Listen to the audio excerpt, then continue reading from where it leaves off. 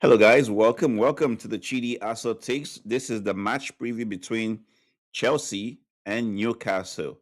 Before I get started on the match preview, I just want to do a quick information on news that's come out today. And by the way, if you're not subscribed to this channel, do us a favor and hit the subscribe button and follow us in this journey.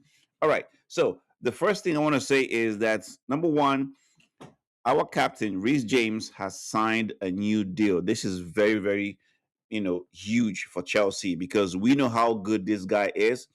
For the past few years, he's been battling injuries here and there, but finally he signed the deal.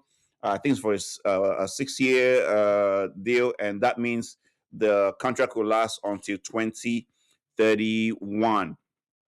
So right now, we have, and by the way, I just learned that not just him, but his sister, Lauren James, also signed for the women's team. So basically, the two James for Chelsea have signed new deals. That is good. I also did find out or heard that because of the wage structure of the new Chelsea owners, he had to take some kind of pay cut. I wouldn't necessarily say it's a pay cut. Maybe it's an extension of what he would normally get over a longer period of time because they give him longer deals. Okay, so it's a 6 year deal that he signed. That is good for Reece James. We hope the best for him. And I'm pretty sure if this guy is fit as he's been playing regularly now, he is going to win titles for Chelsea. Okay, he's already a Champions League winner, an FA Cup. He has won almost everything. The last title was, of course, the Club World Cup Championship. So that's good for his feathers. All right, now moving forward for the game against Newcastle, we know this is not going to be an easy game because I watched the game between Newcastle and Barcelona, and it was an even game. And Newcastle, they pressed very well. Of course, Barcelona expected them to press very well, but at the same time, they were very good defensively. The only reason why Barcelona was able to draw was because it was a penalty, and that's how they were able to convert the goal through what's his name, the young lad. Okay, but however, we know that Newcastle is a very good team. Maybe they've not been very good in the Premier League this season, but hey, they are still down there. They are still right there in terms of on the league table. I believe Newcastle is mid-table right now, probably like 12th or so in the league. But uh, what I'm trying to say is not going to be an easy game because they are very good offensively. We know the last game we played against them in December, it was a 2-2 draw, and we know how that ended in their home ground. But before then, they've beaten us a couple times, and prior to that, we've had some good results also against them. So technically, when both teams play each other, either home or away, the team playing at home kind of has the advantage, at least for the past 5 games.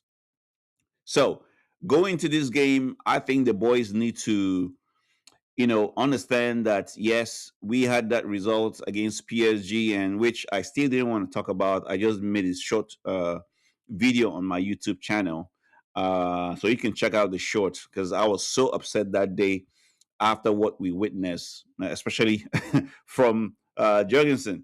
All right. However, and I thought the lineup was set up perfectly. I know I didn't want to talk about this game, but when I think about it, it just kind of infuriates me. So let me just say that the game going into tomorrow, we have to make sure that we concentrate. I don't know who's going to be the goalkeeper, but it's been an issue, and it's been what everybody's been talking about this entire week. The goalkeeper issue, the defensive, the immaturity of the players, the inexperience. We can't play longer than 74, 75 minutes without conceding goals, and that's what's been going on. However, I think looking at that game against PSG in the first half, the second half, we matched them, at all levels. I thought we are even the better side until those goalkeeping errors. So this is a different game now tomorrow against Newcastle, and I expect Chelsea to win that game and carry that momentum to go and face PSG for the second leg, even if it's going to be a tall order. But hey, anything is possible in football. You could have a team come and you are so motivated and desire to win that game, you end up beating them 4-0, 5-0. We've seen it happen with Barcelona in the past. Hey, Chelsea have done something like that, although not in that magnitude. But I believe we have the boys, we have the squad to really, really put PSG, on pressure and even go ahead and beat them and qualify for the next stage. But it's going to be tough, and it's going to need the manager to make the right decisions at the right time, starting with the lineup. Okay. So another thing that came out today is that, of course, Pedro Neto is not going to be available for tomorrow's game because the FA has charged him. Remember the last game we played, he got a red card, and of course, when he was given a red card, the rumor is that he didn't even know he got a red card. I mean, a yellow card the first time. So when the second yellow card came, it turned out to be a red card, and he was arguing. We saw in the video he went to the assistant referee by the line and was kind of shouting at him, and until some coaches from Chelsea team had to come and drag him and pull him away before he was able to go. And once that happened, we knew that he was going to face some kind of charge or problem, and that's exactly what happened. Don't forget also in that game against PSG, when we were trying to get another goal, at least to make it 5-3. The ball boy was holding the ball, and for some reason he got really, really offended because the ball boy didn't want to let it go, and he pulled the he pulled the ball and pushed the young lad away. And of course, when you do something like that, it's not going to look good because first you're an adult and that's a ball boy. Remember that game? I can't remember what game it was, but it was also a Champions. No, it was a Premier League game, and it was Eden Hazard who had something like that similar. That the ball boy was actually holding the ball like this, not to release it quickly, and Eden Hazard had to kick the ball away from the lad. And I can't remember if he got into any kind of problems, but unfortunately, Pedro Neto is not going to be able to play this game tomorrow because of these charges. And the charges in the PSG game, we don't know what that's going to be, but potentially he could also miss that game against PSG. All right. So it goes back to this narrative of the Chelsea squad. We've had what 10 red cards this season already, and apart from that, we're not just keeping our heads cool when we need to. So tomorrow's game, we need to keep our heads cool. We need to concentrate, focus on what we need to do, which is win, and keep the momentum and pressure on both Aston Villa and Manchester United, who are currently above us. Now, on the table, looking at the table right now, I believe Chelsea is currently sixth on the league.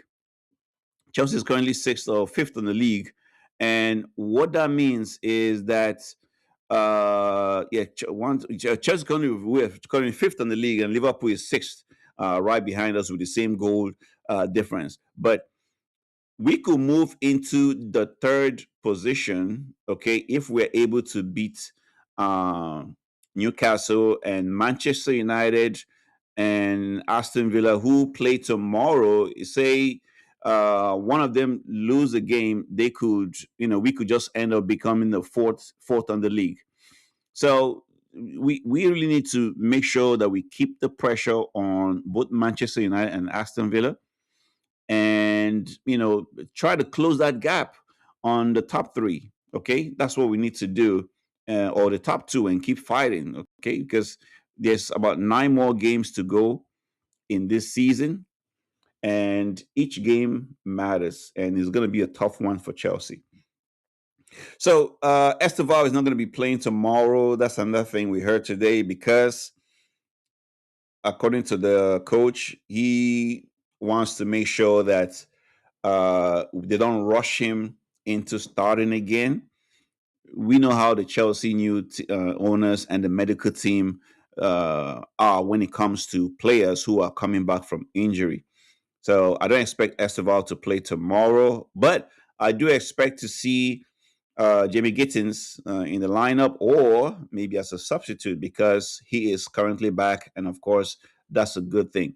Now, the coach did say that Esteval is possible that Esteval will be available for the next game against PSG. However, what right now they are just going to monitor him and then make a decision by Monday or even that Tuesday. So that's about it for all the news. I expect Chelsea to win tomorrow. It's not going to be an easy game, and there's going to be a lot of people watching Chelsea to know who the goalkeeper is and who's going to be playing. And the game against PSG coming on Tuesday, of course, what is the lineup going to be from the coach?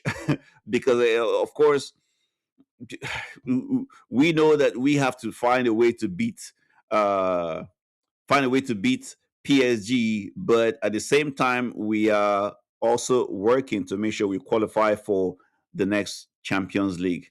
All right. So, what is the lineup going to look like tomorrow? Well, honestly, looking at that game against PSG, I thought that was a very, very good lineup, except this time around, perhaps, it'll be best if the coach goes ahead and starts Robert Sanchez. And that's what I expect him to do.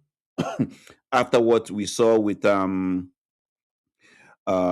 Jorgensen, I don't think he really helped himself out.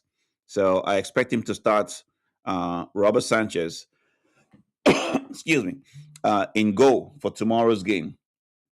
In the defense line, I expect him to use the same kind of defense, but I think he wants to start Reece James on the right back and have Malagusto as a substitute. That way, he will start with I don't care. Continue with those same defenders. Reece James, in the center. You know, you have Chaloba and Fofana, and of course, you're gonna have Marco Corella.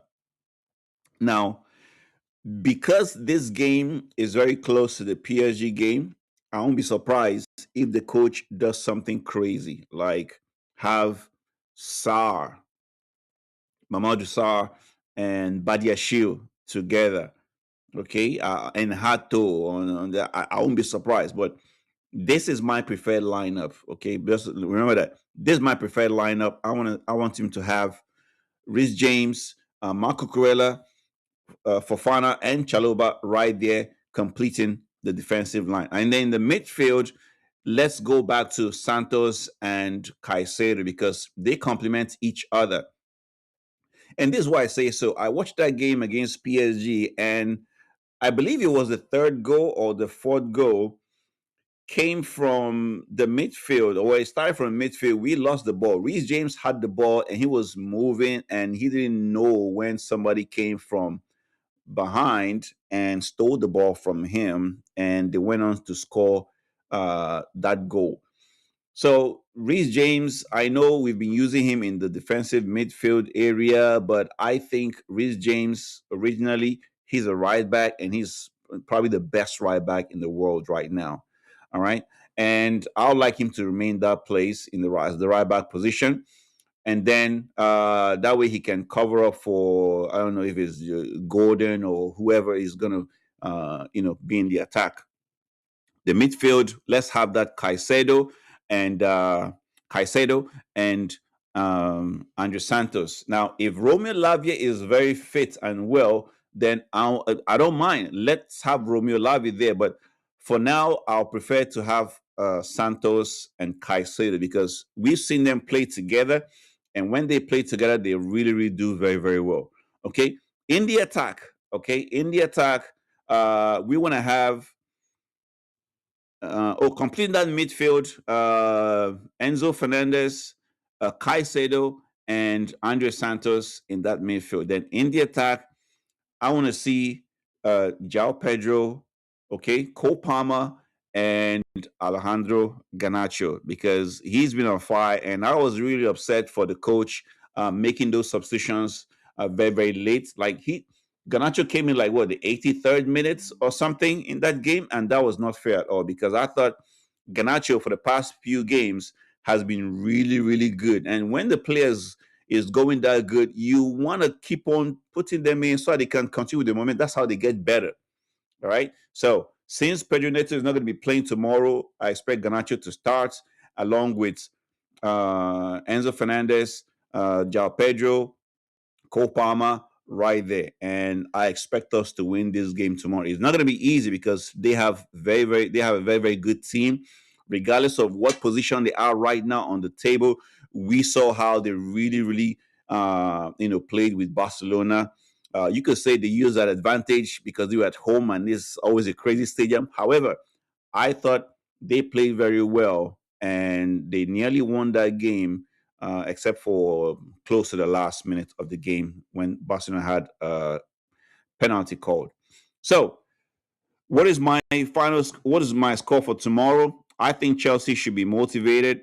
Reece James, the captain, just signed a new deal, so I think he is also motivated. And I saw him speaking this morning during the news press conference and you could see he was happy. The coach was happy.